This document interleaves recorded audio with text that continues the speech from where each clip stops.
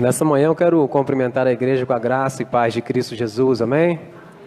Graças a Deus, alegria, privilégio, grande responsabilidade, poder compartilhar com os irmãos a palavra de Deus, a palavra viva.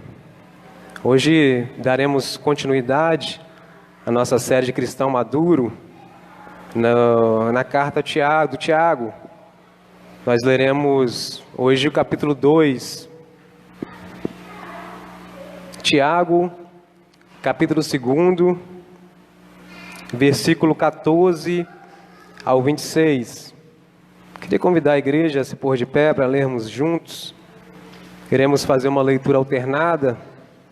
Eu lerei os versos pares, a igreja em uma só voz lerá os versos ímpares. Diz assim a palavra do Senhor: Meus irmãos, qual é o proveito se alguém disser que tem fé, mas não tiver obras? Por acaso semelhante fé salvá-lo?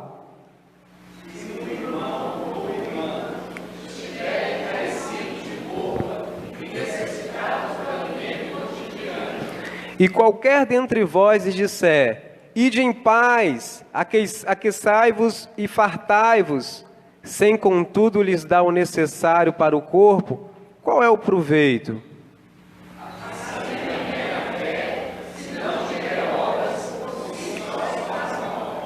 Mas alguém dirá: Tu tens fé, eu tenho obras. Mostra-me essa tua fé sem obras, e eu, com as obras, te mostrarei a minha fé.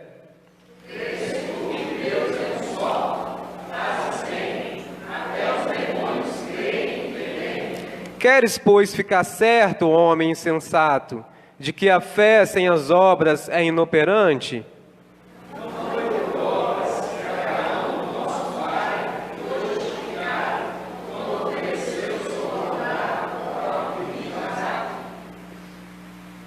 Vês como a fé opera juntamente com as suas obras. Com efeito, foi pelas obras que a fé se consumou.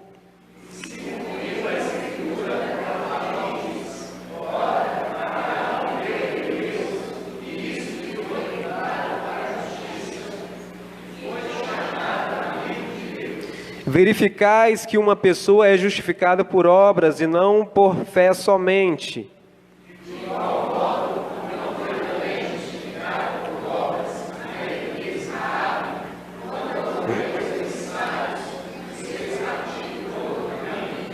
Porque assim como o corpo sem espírito é morto, assim também a fé sem obra é morta.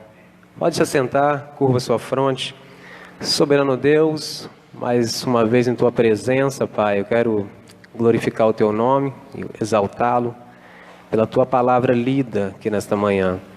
Prepare nossos corações, retira de nós toda limitação para anunciar a Tua palavra, para receber a Tua palavra, que possamos sair daqui melhores do que entramos, sairmos daqui edificados, prontos a praticar a Tua palavra. Te peço assim em nome de Jesus. Amém. Meus queridos, há 3 anos atrás, minha tia da Samira, juntamente com a Shirley, Samira, minha filha, resolveram dar um presente para a Samira. E a Samira estava falando muito sobre uma boneca chamada LOL. E as duas bateram perna para tudo quanto é loja atrás dessa LOL e não achava essa LOL. Até que uma loja recém-aberta lá próximo de casa, elas acharam a LOL, então vieram contentes para casa, que ia presentear a Samira com essa LOL. Quando a Samira recebe aquele presente, vê aquela caixa exatamente como manda a lei, e quando ela recebe com aquela alegria, quando ela abre a caixa, ela olha para aquela boneca e fala: isso não é justo, essa não é a LOL. Na verdade, elas foram enganadas, a Shirley e a tia da Samira. A boneca era uma boneca falsificada, mesmo numa loja que tinha procedência, mas venderam uma LOL falsificada. E a Samira, só de olhar a aparência da boneca, já percebeu que a boneca era falsificada. E aí, volta e meia, o menino falava com ela assim: mas nós te demos a boneca, hein? Aí a Samira falava assim: Mas que proveito tem isso, se essa boneca era falsa, não era LOL de fato?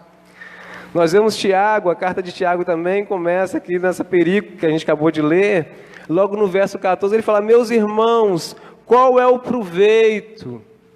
Você já ouviu isso já? Eu já ouvi várias vezes.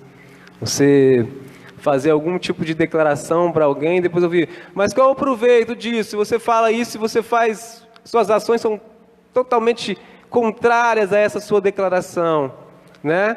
Hein, jovens? Às vezes você fala: mamãe, eu te amo, mas que proveito tem isso? Você não faz as obrigações que eu te peço. E aí, casados, fala com o cônjuge assim: eu te amo, meu amor. Mas que proveito tem isso, meu amor? Se você está fazendo tudo contrário, esse é amor que você está declarando. Perdão. Eu te perdoo, mas que proveito tem eu te perdoar se você vai continuar fazendo? Essas coisas doem, essas coisas ferem, mas era exatamente o problema que proposto para Tiago resolver, né? A gente observa o trabalho dos apóstolos, e esses trabalhos eles eram feitos através de demandas, até porque a locomoção não era tão rápida como é feito hoje. Não tinha o metrô, não tinha os Uber, não tinha nossos automóveis, né? Então a notícia custava a chegar, e eles faziam os seus trabalhos ali presenciais, mas na medida que isso era possível ser feito. Fora isso, chegavam as informações das igrejas até eles, trazidos os problemas, e eles então escreviam cartas ali inspirados pelo Espírito Santo para resolver esses problemas, para resolver essas demandas dessas igrejas. Nós vimos aí no capítulo 1 que essa carta ela é direcionada às 12 tribos da dispersão, também chamada aí para o povo aí da diáspora, né? São judeus que estavam aí morando fora da Palestina, né? Judeus que estavam aí dispersos devido aí à perseguição de judeus que ainda não tinham sido convertidos ao cristianismo. Então esses judeus, eles por N motivos estavam fora ali da Palestina, sofriam perseguições de judeus que não admitiam a conversão deles ao cristianismo e estavam frequentando sinagogas, como a carta aqui também descreve. E na sinagoga eles ouviam a palavra, eles ouviam as leis de Moisés, e eles ali faziam as declarações, suas declarações de fé também. Mas o problema que chega para Tiago é que as declarações e as confissões de fé desse povo não condiziam com as suas obras, não condizia com a prática deles. Eles falavam uma coisa, mas praticavam outra, ou falavam somente da boca para fora. E essa carta aqui, ela gerou algumas confusões ao longo aí dos anos, achando que ela está fazendo um conflito aí com a doutrina da graça, a doutrina de salvos pela fé. Muitos acham que está sendo feito aí algo contrário à doutrina de Paulo. Podemos lembrar que essas igrejas plantadas aí na diáspora, ou aí fora da Palestina, essas igrejas basicamente, muitas delas foram plantadas por Paulo, receberam o evangelho através de Paulo, receberam o evangelho da graça, onde Paulo pregava para gentios, mas também pregavam para judeus. E esses judeus, então, eles eram apoiados e firmados que as suas obras, as obras da lei, que basicamente consistia aí na circuncisão, se consistia aí no guardar datas, ou no não comer, ou não beber certo tipo de alimento, eles achavam que isso os justificava a fé deles, eles achavam que essas obras os levavam à salvação. E Paulo então pregou para eles dizendo: olha, não são essas obras não, é pela fé, é pela graça. É pela fé em Cristo Jesus, Ele nos justifica. Então foram plantadas essas comunidades com essa doutrina. Agora, eles se apoiando nessa doutrina, eles agora começam a interpretá-la de forma diferente. Agora eles dizem: então se eu sou salvo pela graça, então se é pela fé, então agora eu abandono todas as minhas obras. Então agora é só eu ir lá fazer a minha declaração de fé, agora é só eu ir lá falar que eu creio em Cristo, que eu creio num Deus único, que agora então meus problemas foram solucionados, foram todos resolvidos. Eu vou lá na sinagoga, cultuo, faço meu culto lá e vou para casa como se nada tivesse acontecido. Eu vivo agora uma vida de prática totalmente diferente daquilo que Paulo pregou para mim. Agora eu estou apoiado que é somente no meu confessar, na minha fé na fé. Esse era o problema daquele povo lá.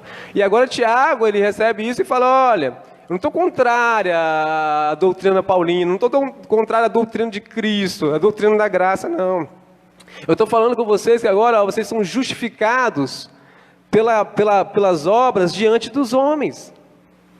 Olha, se uma vez que vocês creram, fé genuína no Salvador, no Jesus Cristo, e Ele imputa justiça em vocês, agora se justifica diante das suas ações, se justifica para as pessoas querem ver, como vão ver essa fé?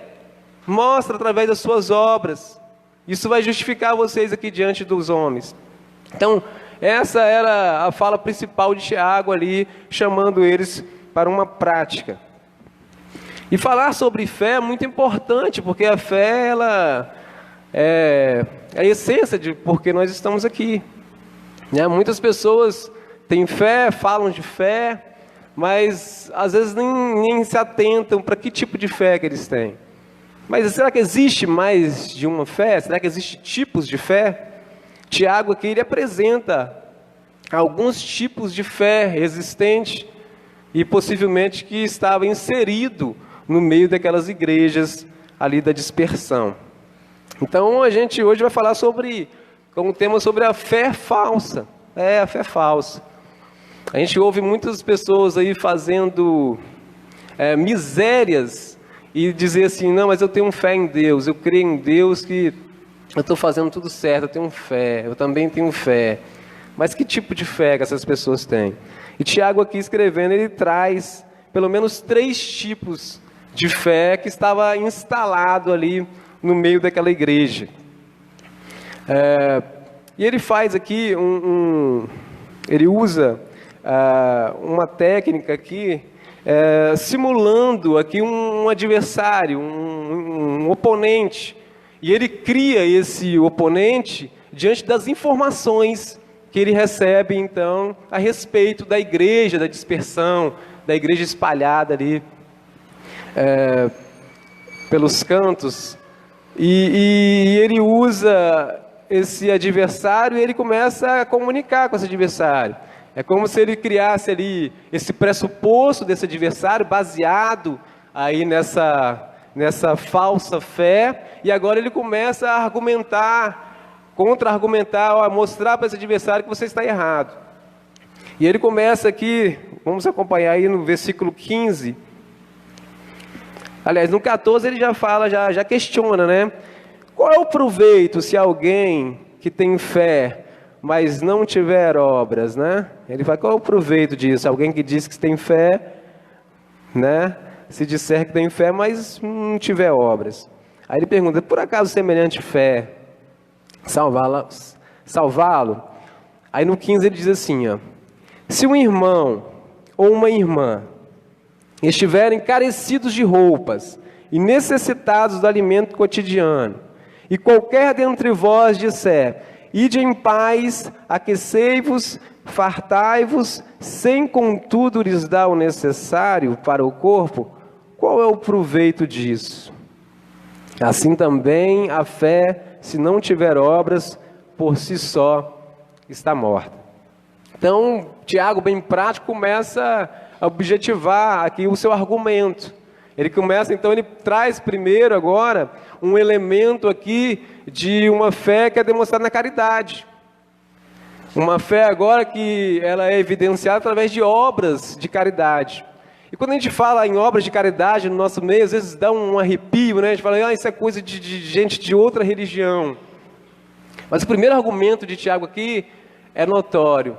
Ele fala que obras, boas obras, também é fazer caridade.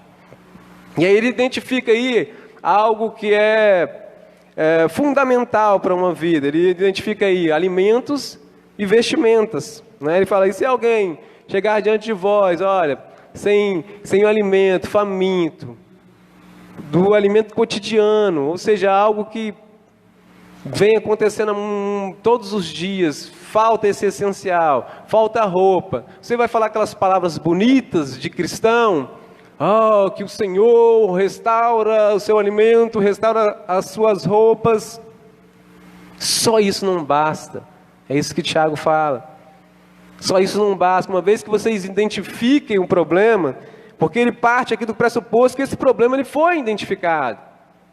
Ele falou, chegou e vocês identificaram que lhe falta o alimento cotidiano. Vocês identificaram que faltam as roupas. Mas e aí? O que vocês vão fazer agora com essa identificação? Vocês viram. Vocês olharam, vocês observaram. E agora? Só expressar palavras vazias? Será que as palavras irão trazer, as palavras humanas irão trazer esse alimento? Será que palavras humanas irá aquecer esses corpos?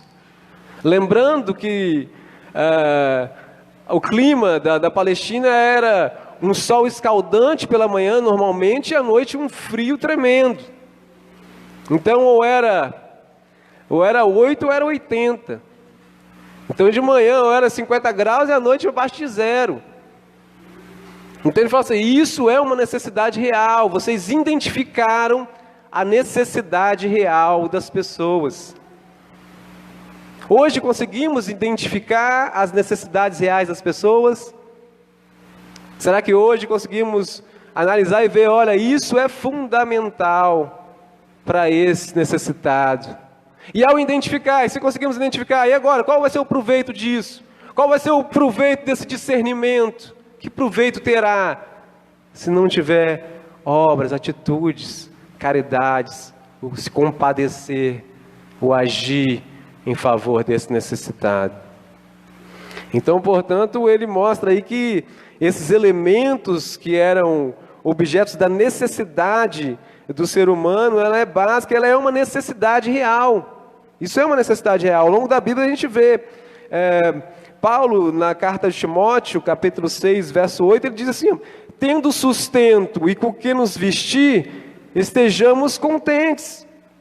Jesus afirma, portanto, não inquieteis dizendo, que comeremos, que beberemos, ou com que vestiremos? Pois o vosso Pai Celeste sabe que necessitamos de todas elas. É uma necessidade real. Jacó, quando ele ora a Deus, no final da sua oração, ele diz assim, se Deus for comigo e me guardar nessa jornada que empreendo, e me der pão para comer, e roupa que me vista. Registrado em Gênesis 28, 20. O Senhor também nos ensinou na oração do Pai Nosso, né? O pão nosso de cada dia nos dai hoje, é uma necessidade, isso é uma necessidade real. Não vamos ser insensatos, não vamos ser insensíveis a uma necessidade real. Certa vez o Senhor ensinou os discípulos, falando com eles aí sobre uma parábola. Ele diz que, uma parábola não, ele contando aí sobre o julgamento real. E ele diz para eles assim, olha, preste atenção. Olha, como que a caridade é importante. Ele diz que naquele dia ele separaria as ovelhas dos cabritos. Colocaria as ovelhas à sua direita, à sua destra, os cabritos à sua esquerda. E ele falaria, e aí no meio desse julgamento ele vai justificar, né, por que eles estão à direita, por que eles estão à esquerda. Ele fala assim, ó, eles olham para as ovelhas à sua direita, e ele diz assim, olha, bem-vindos, porque quando eu tive fome, vocês me deram de comer, quando eu tive sede, me deram de beber, quando eu estava nu, vocês me vestiram, quando eu estava doente, me visitaram, quando eu estava preso, também foram me ver, foram hospitaleiro quando eu andava como peregrino. Bem-aventurado agora vocês. Mas aí eles vendo isso, falaram, mas Senhor, mas quando nós fizemos isso? Quando o Senhor teve fome, nós nos alimentamos. Quando o Senhor teve sede, e nós nos demos de beber. Quando o Senhor esteve doente, nós então o visitamos. Quando o Senhor esteve preso, nós fomos o ver. Quando o Senhor foi forasteiro, nós o hospedamos. E ele diz assim: olha, todas as vezes que fizer a um desses pequeninos, do menor que seja, a mim está fazendo a mim. Percebe? Mas por outro lado, os que estavam à esquerda, ele fala: olha, vocês são malditos. E eles questionam: mas Senhor, mas quando que isso ocorreu e nós não socorremos o Senhor? Se isso tivesse ocorrido, Senhor, eles falam: Senhor, na posição de servo, considerando que estavam servindo, eles falam: mas Senhor, nós somos servos. Se o Senhor tivesse vindo com essa necessidade diante de nós, nós o atenderíamos. Aí ele fala assim: todas as vezes que deixaram de fazer a um desses pequeninos, a um desses necessitados, ser forte, malditos. O Senhor Jesus diz, palavra dura, meus irmãos, palavra dura para continuarmos apoiado aí nesse paradigma que nós, crentes reformados, não nos misturamos no meio da caridade. A primeira obra aí que Tiago ele mostra aí, evidenciando uma obra de caridade, e é totalmente respaldado pela palavra de Deus. Totalmente respaldado pela palavra de Deus. Pode uma fé desse tipo salvá-lo? Esse tipo de fé, os que estavam na esquerda de Jesus. Ele disse: malditos, vão para um lago dos infernos, onde foi preparado para o demônio e seus anjos. Pode tipo de fé insensível salvá-los? Esse tipo de fé, Tiago o traduz como uma fé morta. Esse tipo de fé, ele diz: olha, é uma fé morta, não tem vida. Essa fé, ela fica somente nos campos aí da teoria. Essa fé aí, ela só é uma fé intelectual. Essa fé aí eu só consigo ouvir uma exposição, ouvir uma pregação da lei e falar: eu entendo, isso é legal, eu aceito isso. Isso tem coerência, realmente Jesus é o Filho de Deus. Isso é uma coerência. Isso tem coerência, eu vou acreditar nisso, faz sentido para mim. E aí se mantém aqui só no campo das ideias. É uma fé totalmente intelectual. João Calvino escreveu dizendo: só a fé justifica, mas a fé que justifica não pode andar só. Né? Repetindo aí a expressão que ele fala assim: a fé somente, a fé por si só, a fé que anda sozinha, que Tiago descreve aí. A verdadeira fé, ela não anda sozinha, mas justaposta com boas obras. A verdadeira fé é acompanhada com a vida, com abundância, como descreve lá em João 3,16. E vida com abundância. Essa é a verdadeira fé. A fé morta é uma fé falsa, que concede àquele que a possui uma falsa certeza de vida eterna. Aquele que tem um Filho de Deus tem a vida. Aquele que não tem um Filho de Deus não tem a vida. 1 João, capítulo 5, verso 12. Então, como cristãos, meus amados, nos cabe a responsabilidade também de fazermos caridade, também de sermos caridosos. Paulo diz em Gálatas assim, sempre que fizestes, Paulo diz assim, por isso, quando tivermos oportunidade, sempre que tivermos oportunidade, façamos o bem a todos, mas principalmente aos da família da fé. Ele registra isso em Gálatas 6, 10. Para fechar esse primeiro ponto, a gente vai analisar agora a parábola do bom samaritano. Vocês lembram? Um homem espancado, assaltado, abandonado no meio da rua. Passa então um sacerdote, passa também um levita. E a parábola descreve que os dois passaram a largo, ou seja, atravessaram a rua e foram para bem longe. não queria nem ver um sacerdote e um levita. Nos nossos dias hoje, um pastor, um presbítero, um diácono, um líder de pequeno grupo, você, meu irmão, eu, passou, viu aquele homem espancado, jogado, abandonado ali no chão, passaram a largo, não quiseram ver. Às vezes a gente olha essa parábola e fala assim, mas isso está tão distante das minhas atitudes, isso está tão distante das minhas atitudes cotidianas. Agora de férias, lá no Espírito Santo, lá em Vila Velha, eu passando com a Samira no carro, e a gente estava numa via que tinha dificuldade de você atravessar, né, da sua mão para a contramão. Tinha que rodar 2 quarteirões para você voltar até o ponto que você passa, né? E eu passei e observei uma senhora caída no chão, passando mal. Eu falei, ô Samira, a senhora passando mal ali e tal. E estava passando muitos carros ali do lado. Então eu falei, não, vou voltar. Aí a Samira falou assim, não pai, mas alguém vai socorrer ela. Eu falei, não filho, vamos lá. Rodamos 2 quarteirões, chegamos, a senhora ainda estava sozinha lá no chão. A gente pôde fazer o socorro e a Samira perguntou, mas pai, mas por que passou tanto carro lá perto e não socorreu ela? Eu não sei se aqui é assim, mas lá em Vila Velha, quando morre alguém, principalmente quando é alvejado por tiro, a pessoa já está mal caindo, já junta um aglomerado de gente, morreu, aí bate foto, posta no Facebook para ser o primeiro da notícia, é rápido. Mas eu observei que aquela senhora passando mal, se alguém parasse, ia demandar trabalho. Que proveito tem só parar lá e ficar olhando? Teria que socorrê-la, teria que levar para o hospital. E aí ia fazer uma diferença, de repente, no seu compromisso. De repente ia gerar tempo. De repente podia gerar até ônus. As pessoas estão correndo desse tipo de trabalho. É um exemplo prático, que às vezes parece ser banal, mas às vezes é refletido em nossas vidas de outras formas.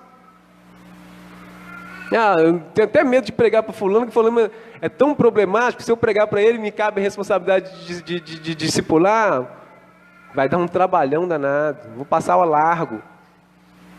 Está sofrendo, está açoitado, está no chão. É uma necessidade real. E aí vem um bom samaritano, né, que não estava escrito na sua testa assim, religioso. Possivelmente nos dias de hoje não estaria com a Bíblia debaixo do braço. Mas ele não só para, ele não só dá os primeiros socorros ali, mas ele leva então para uma hospedaria e fala, olha, cuida dele.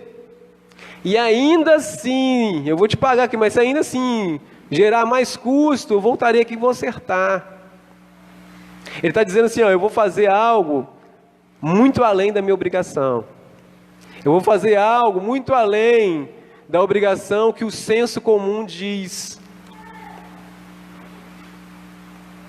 Essa é a verdadeira fé. Boas obras também refletem em caridade. E aí agora ele apresenta um segundo argumento, um segundo tipo de fé, Tiago. A primeira fé é uma fé morta. Uma fé sem proveito nenhum. Uma fé sem reação. Uma fé que fica só no campo das teorias. Uma fé intelectual. Agora ele vai apresentar um segundo tipo de fé, uma fé demoníaca. Vocês já ouviram falar que o diabo tem fé, meus irmãos? Tiago apresenta, existe uma fé demoníaca. Acompanha comigo aí, versos 18. Versos 18 e 19. Mas alguém dirá, tu tens fé. Esse alguém é o inimigo ali, imaginário ali, né?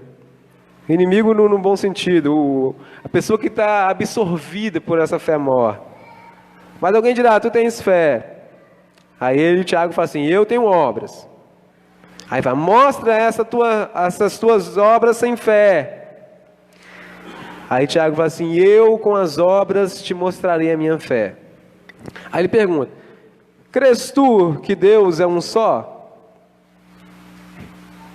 Para aquelas pessoas que tem uma fé que habita só o campo intelectual, isso aí é uma resposta de fichinha, né? Isso aí é catecismo, né?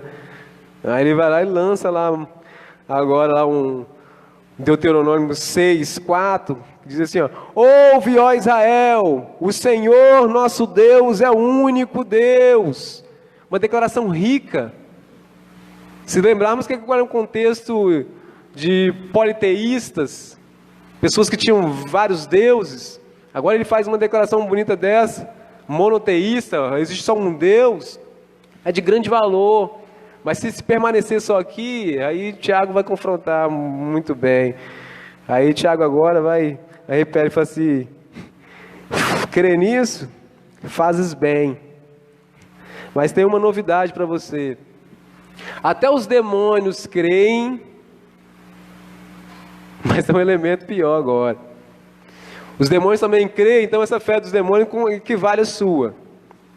Mas agora eu vou dizer, para te chocar, que a fé dos demônios é maior do que a sua, porque eles crerem e tremem. A fé demoníaca, ela pode chegar ao campo intelectual, ela pode chegar até mesmo atingir nossas emoções. Quando Jesus chegou a Gadá, ele se deparou com uma legião de demônios que possuía ali um cidadão gadareno, e ele fazia literalmente os diabos na cidade. Ele ficava no meio da escola, como se fosse no cemitério ali, e as pessoas não podiam passar na rua do cemitério, como que era feito lá os enterros, não podia passar, ele era totalmente agressivo. Às vezes as pessoas tentavam conter ou algemar, colocar grilhões nele, ele arrebentava todos os grilhões. De noite, ninguém tinha sossego para dormir, porque ele ficava gritando a noite toda. O Evangelho narra isso. Ele gritava a noite toda, ele era totalmente violento. Ele tirava totalmente a paz daquela cidade. Mas quando ele se deparou com Jesus, ele falou: olha, esse é o Filho de Deus. Esse é Jesus, o Filho de Deus. O intelecto dele compreendia isso. Muito antes do que nós, ele sabia que Jesus é o Filho de Deus. Oh, Filho de Deus! Mas tem uma coisa além disso. Além do conhecimento, além de ele identificar que Jesus era o Filho de Deus, ele tremeu também. Vem me atormentar, vem me condenar antes da hora. Suplicou, não me manda para o abismo agora. Está antes do tempo. Ele temia o julgamento. Ele não somente reconhecia Jesus como Filho de Deus, mas ele sabia que ali estava o reto juiz perante dele. Ele tinha noção, ele estava cônscio que existia um julgamento, e as emoções dele levaram ele a temer, a tremer diante desse julgamento. Porque o lago do inferno já estava preparado para ele, só faltava a hora. Ele fala: será que é essa hora? Tremendo julgamento de Jesus, tremendo julgamento do Rei dos Reis. E aí agora Tiago fala assim: olha, quem tem essa fé demoníaca, crê aqui no intelecto, se agita, às vezes treme, como o demônio, mas não tem arrependimento. Não tem arrependimento. Essa sacada do demônio, o Filho de Jesus, não trouxe para ele arrependimento. Olha, não me julga agora, vem me atormentar da hora. Não trouxe para ele arrependimento. E Tiago diz: olha, segundo o relatório, tem muitos no meio de vocês com essa fé demoníaca. Vem na igreja, ouve a palavra, entra no ouvido e sai do outro. Como o Tiago diz aqui, semelhantemente a olhar para o espelho, ver a sua aparência, daqui a pouco você vira as costas, você nem lembra mais como você é, e tem que ficar voltando toda hora, o pastor fala que toda hora a mesma coisa. Só fica aqui. Ou às vezes fala: nossa, meu Deus do céu, quando eu ouvo uma palavra em Apocalipse, então, fala: nossa, meu Deus do céu, você é julgado, você é condenado, meu Deus do céu, agitado. Não gera arrependimento verdadeiro. Fé demoníaca. É isso que Tiago fala, olha, no meio de vocês tem pessoas que estão adeptos a essa fé demoníaca. E aí ele apresenta agora uma outra tipo aí de obras. Primeiro ele fala, nós temos que ter essa obra de caridade, isso é importante sim. Mas agora também ele fala que nós temos que ter essas obras de arrependimento. Obras de arrependimento. Hebreus 9, 27 diz assim: e assim como aos homens está ordenado morrerem uma só vez, vindo depois disso o juízo.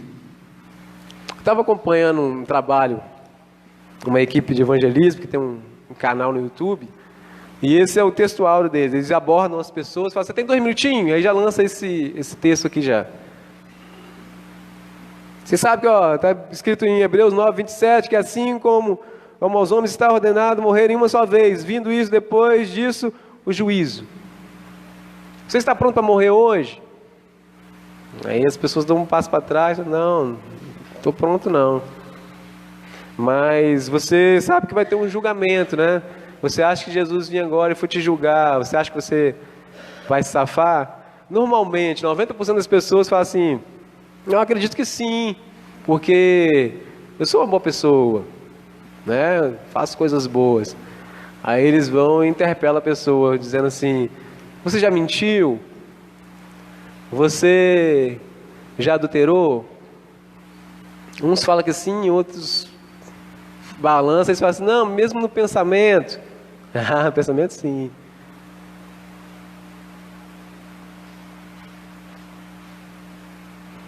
Aí já mudou. Agora essas pessoas que achavam que eram boas, já descobrem, pô, eu não sou tão bom assim.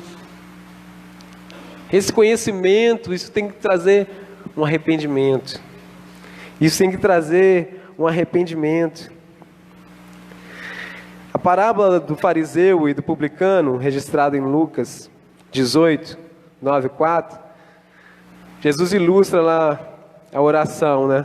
Do fariseu que subia no templo e dizia, Senhor, muito obrigado, porque eu não sou como esses, adúlteros, ladrões, assassinos.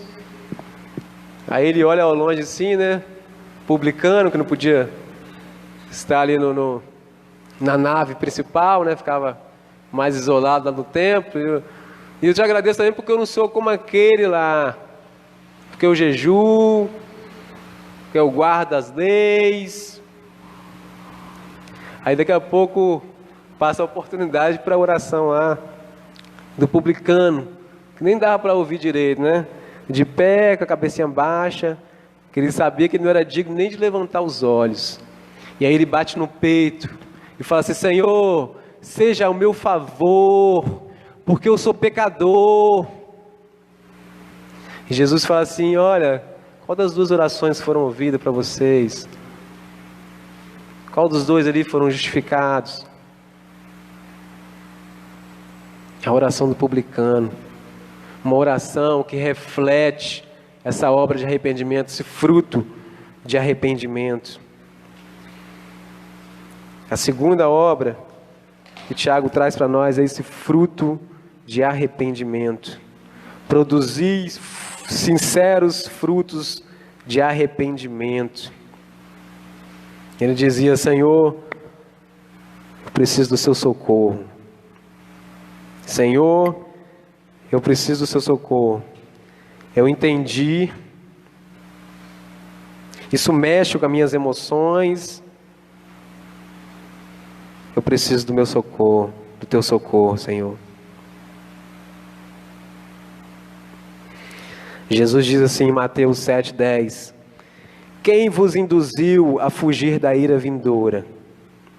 Quem disse que estarão fora do julgamento? Produze frutos de arrependimento.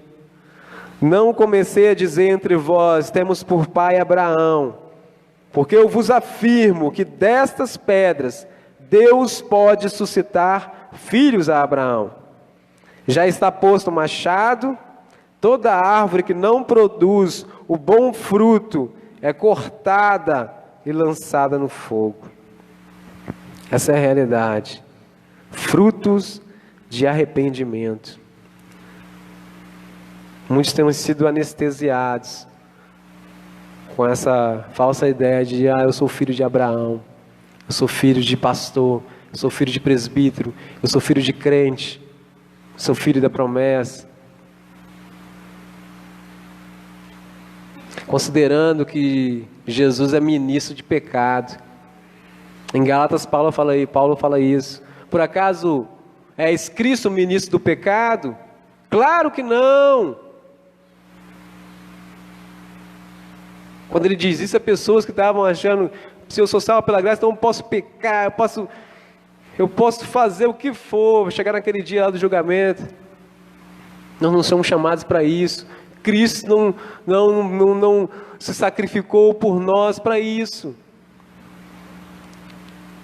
Fruto de arrependimento. Quantos têm adulterado, têm roubado, têm mentido, que às vezes acha que isso é normal. Não tem aquela pessoa que mente tanto, que quando ela conta essa mentira pela 10ª vez, ela mesma já acredita nessa história. Aí muitos falam assim, pô, mas isso é verdade, que ele conta sempre do mesmo jeito, é porque ele já acredita naquilo. Muitos estão sendo enganados.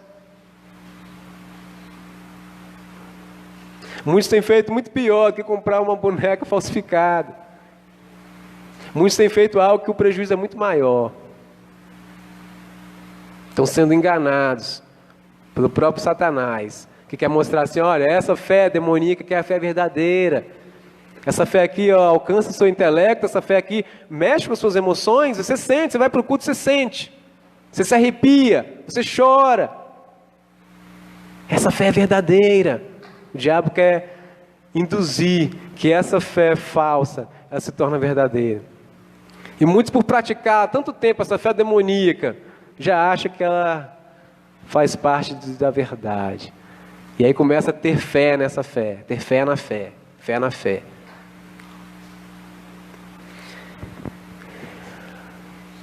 Mas não se deprimam, meus irmãos. Não nos deprimemos. Tiago agora ele traz a verdadeira fé. Tiago traz agora a fé dinâmica. A fé verdadeira.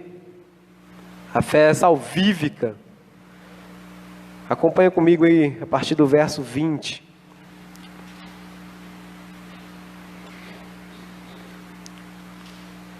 A partir do verso 20 diz: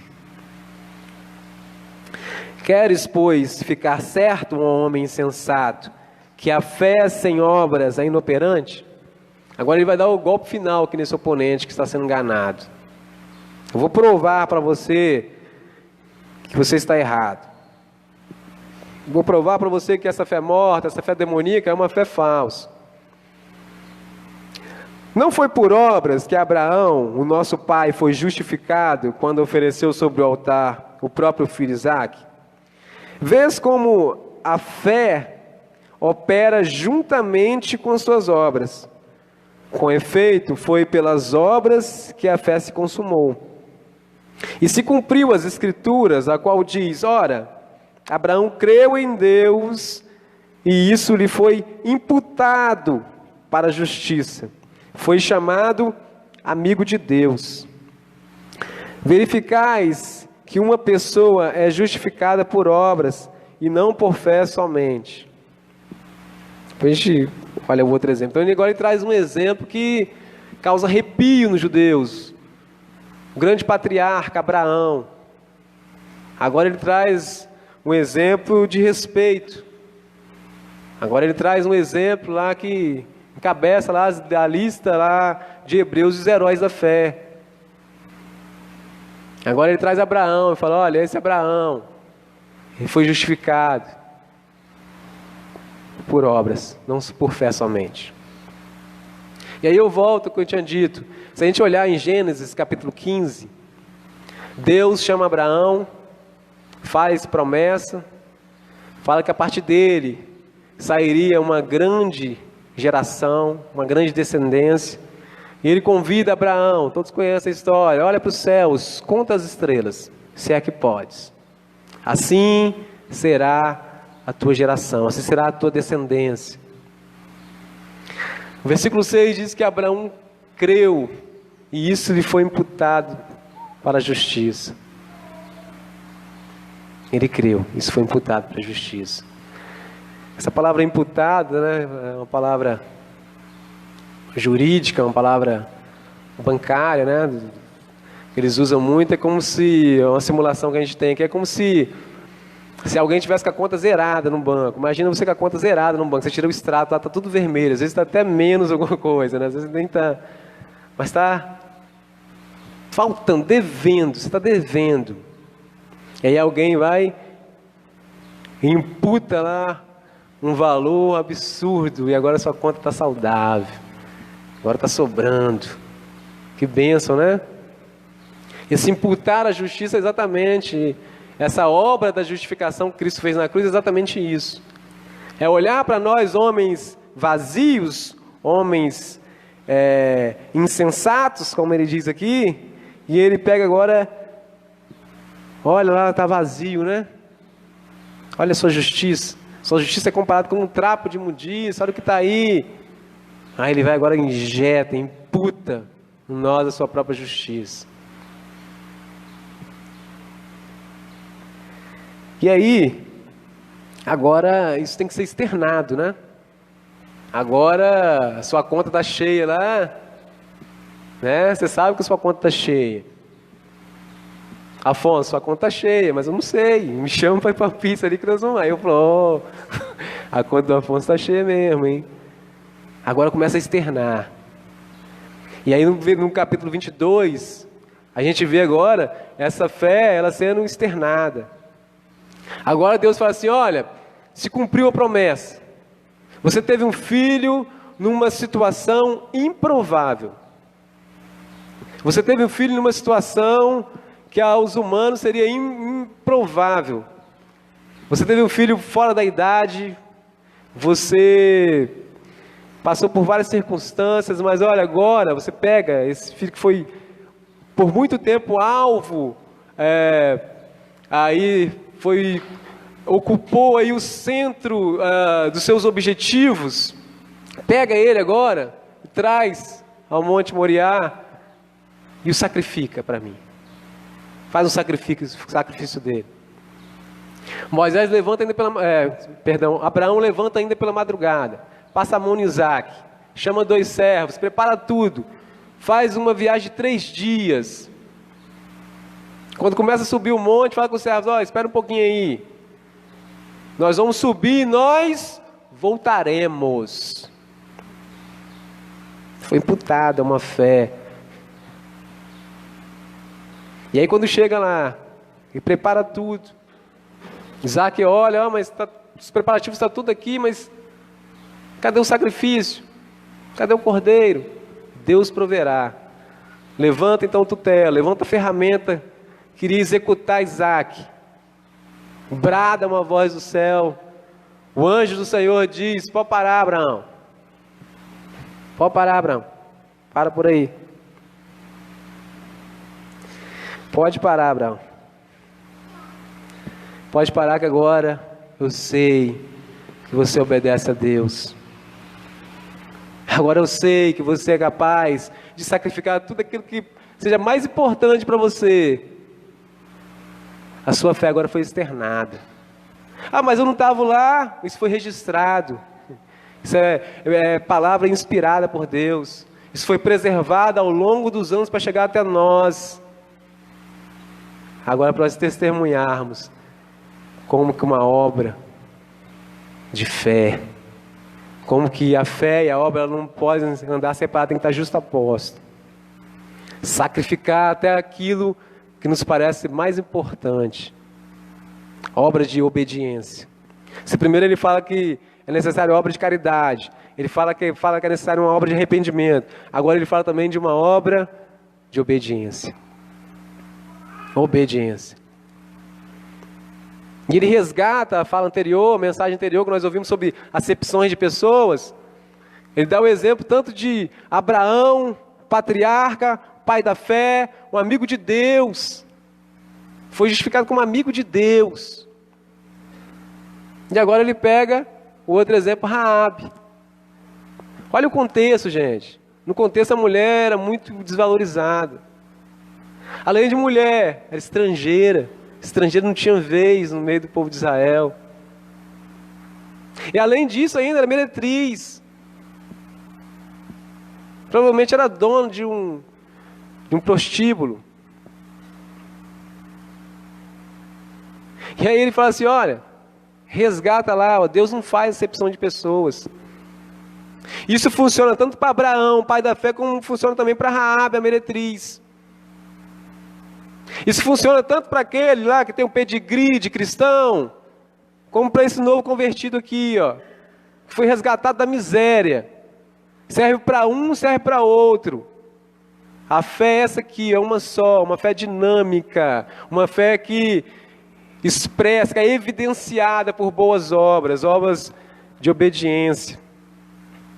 E a gente conhece a história de Raabe.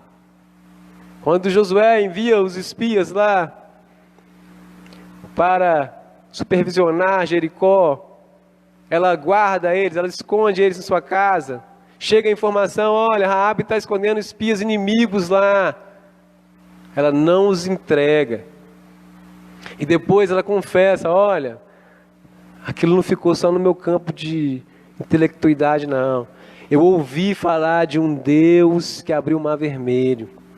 Eu ouvi falar de um Deus.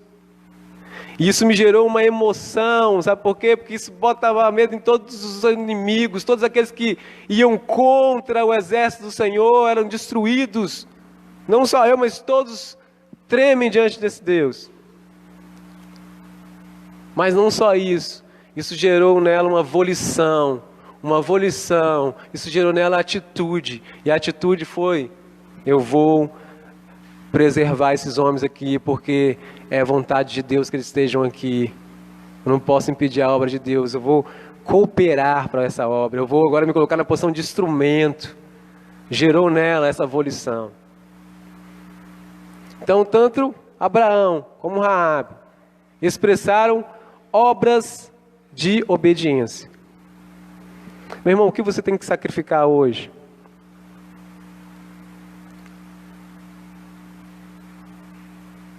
Qual é o risco que você não quer correr hoje para ser fiel e obediente a Deus?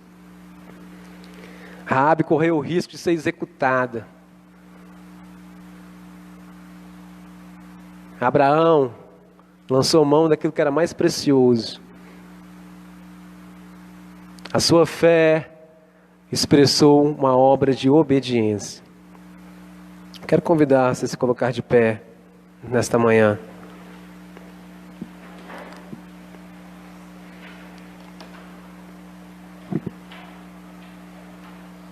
A Bíblia fala que sem fé é impossível agradar a Deus. Qual é a fé que tem nutrido o seu coração? Qual é a fé? Fé morta? Fé demoníaca? Ou a fé dinâmica? A fé salvífica? Paulo em Efésios capítulo 2, de 8 em diante, diz assim: porque pela graça sois salvos, mediante a fé. E isto não vem de vós, é dom de Deus. Não de obras, essas obras da lei, né? De guardar sábado, comida que não pode comer, ser circuncidado ou não. Não por essas obras. Para que ninguém se glorie, como aquele homem que orava lá, se exaltando. 10. Pois somos feitura dele, criados em Cristo Jesus para boas obras, as quais Deus de antemão preparou para que andássemos nela. Deus nos chamou aqui nessa manhã e nos traz essa palavra para abrir o nosso entendimento, para poder olhar para nós e fazer uma introspecção. Qual é a fé que está aqui dentro de mim? Sempre, meus irmãos, esse tempo é propício de fazermos essa análise. Porque muitas das vezes nós estamos sendo enganados com coisas falsas, coisas falsificadas, que tem até a aparência da original, mas não é, totalmente contraposto. Feche seus olhos nessa noite, nessa manhã.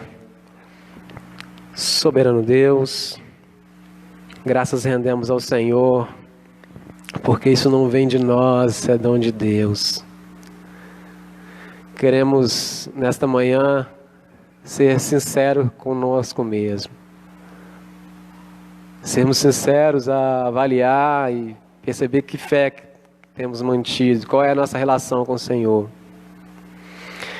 Quando o Senhor pergunta quem é o Senhor para os apóstolos, Pedro toma a palavra e faz aquela declaração linda: Tu és o Cristo, o Filho do Deus vivo.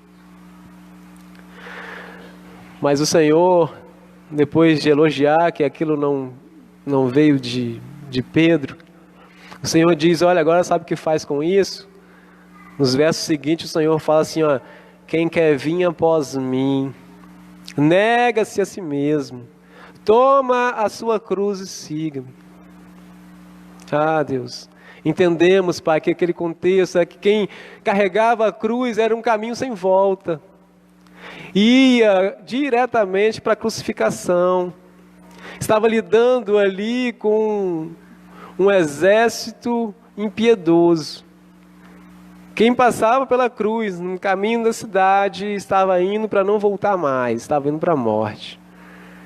Ah, Pai, que essa fé que nós declaramos, que nós confessamos o Senhor diante dos homens, que o Senhor é o Filho de Deus, que o Senhor é o Cristo, o Filho de Deus vivo, que isso cause uma volição em nós para negar a nós mesmos, para tomar a nossa cruz e seguir o Senhor, para morrer para o mundo, morrer por essas coisas e viver para o Senhor.